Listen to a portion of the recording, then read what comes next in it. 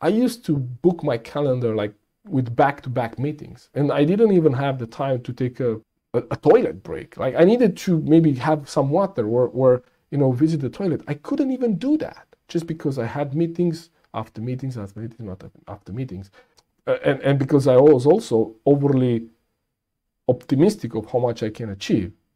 But something that I learned again from my mentor John Maxwell that changed everything for me is when I added 20% of white space on my calendar. We call this making room for margin.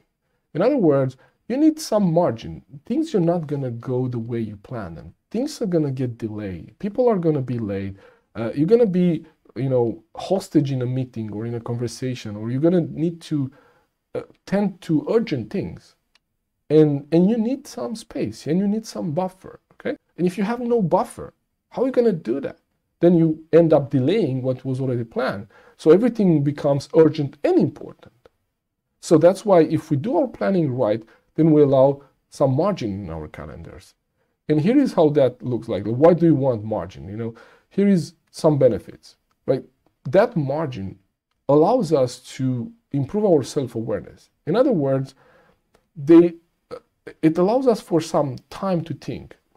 One of the principles that I apply when it comes to a meeting with a client, a meeting with a prospect, or maybe a meeting with a leader that I coach, I allow 15 minutes reflection time at the end of the meeting. Usually my coaching calls are 45 minutes. The reason why is 45 minutes because I know maybe my client has a meeting after my meeting.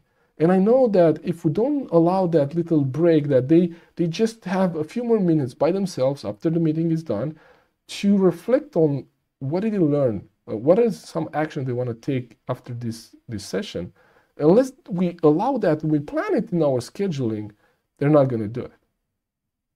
They're not going to do it. And I know how important that reflection is.